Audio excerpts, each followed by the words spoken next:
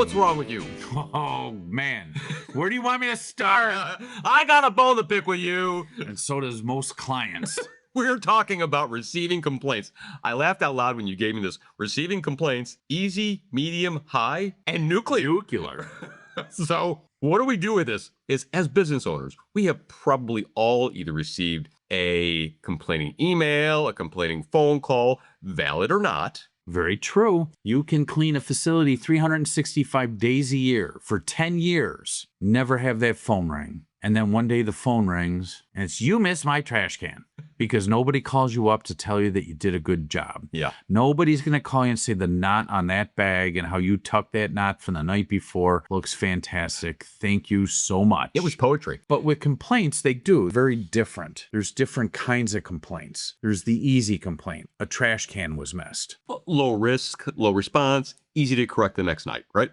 Typically, or if that client, if you have day porters in a building, you can send a day porter to go take care of that and say, hey, Ralph on the 7th floor, in suite 101, his trash can was missed last night. Can you go take care of that? And a frontline employee can often handle these lower level complaints on their own. And it should be part of your training and onboarding process of bringing somebody on that they do handle these types of complaints and independently. What you don't want them to do is say, well, yeah, that night staff, they can't be counted on. So there's that part of the training you have to work with your front staff too. But typically a low level, hey, I missed a trash can. All right. Medium type of complaint might be that, again, you have a 10-story building and the 7th floor didn't get cleaned last night. That's a little bit more of a concern. Was there an access problem? You're just going to take a little bit more research. Did someone not show up to work? Did someone get sick and go home without notifying somebody? Was it a complete miss in the sense of somebody being out sick and the manager didn't make sure that they backfilled it for the night and they thought they had somebody and they didn't go check it? A medium type thing, it's a little bit more management involved. You're going to have to figure out what happened, where did the systems break down, and then get back to the client and tell them how you fixed it, what happened. Be honest with them. Mm-hmm. That client wants to be heard. They want to be seen. They're upset. We have mentioned in a previous podcast, honesty. Honesty is huge, and owning something when you falter.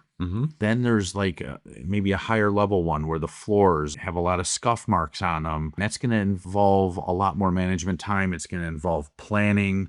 It's going to involve discussion with a tenant or a contact or the customer at large, because more people are involved in it. Maybe it's not written into the contract that the floors are to be maintained to a certain level, or if they are all the things leading up, are all the maintenance, the general maintenance, the daily maintenance being done, but all the interim maintenance, is that being performed? Mm-hmm. Or was it written out of the contract and it was an oversight? Or is it in the contract and it just wasn't done and you, the contractor, were trying to save a buck or two because you were having a tough month? I've seen happen with companies I've worked for in the past, even dealing with some other clients that I have where they're trying to, maybe I can push that out an extra month because I just don't have the funds to pay the labor this month to do that. It happens all the time. And nuclear, well, that could be the type of complaint that, you, the owner, now has to be involved, and maybe your entire management team as well, where the customer is looking to cancel that contract effective immediately. Tempers are flaring, and you don't want to fight fire with fire. You have to remain calm. And sometimes it is so difficult because we do live in a very negative industry. Going back to what I first said, nobody called you to tell you you're doing a good job. You get the call when things aren't going right. It can be, hey, there's been 3 days in a row where the toilet paper hasn't been filled. I went to the custodial closet. There's no toilet paper. And there's a series of system breakdowns. Who's responsible for the toilet paper? Who buys it? Who purchases it? Who's the one who's supposed to notify people? Are there too many steps to get that toilet paper ordered?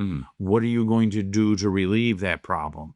Are there attorneys involved? Because there's clients that are going to send attorney letters out. Lord. And this stuff does happen. You need to know and have a training program in place, not just for your frontline employees, but every step of supervision that you have. Not just tell people, it has to be a written document, particularly if you go to get different certifications for your company. Everything's got to be documented so that you know that things are happening and they're happening the right way. So where do we go with that, Joel? Every cleaning company business owner is going to be faced with this. It's making sure that you start even small. Maybe it's just you cleaning the facility. You have no employees yet. Start documenting what are the types of complaints and protocols that need to be put in place. Make it a living document that changes as your company evolves. And then when you hire your first employee, you have to cover that on the onboarding process of how to handle complaints. Because sometimes that client's going to go to that frontline employee and they're just going to throw up their hand and say, that's beyond me. That's beyond my pay grade. Right. Well, instead of them throwing up and saying it's not my pay grade, they say, that sounds like something you need to speak to my supervisor, my manager, the owner of the company. Would you like their number? Can I get a hold of them for you? So it's even to that level, teaching the frontline employee how to handle something that's even beyond what they're normally able to do or should do, because it might be beyond their pay grade, so to say. They can't say, oh yeah, we'll strip and wax this tonight. Sure. Don't have the manpower, don't have the supplies there, don't have the equipment there. It has to be mobilized. So maybe the training is, hey, if it comes to the frontline employee, let me get your name and number. I'll have somebody get back to you. How would you feel role-playing that in the course of training that employee? There are companies that do that. Mm-hmm. Because it helps people understand what's going to happen. And anybody who has been in this industry for even more than 5 minutes knows that customers are going to come out to that frontline employee.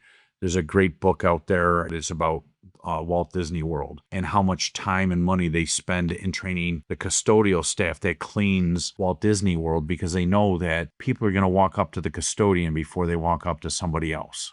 Joel, it's great information and great prep for dealing with a situation that every owner is going to have to deal with. Thank you. You're welcome.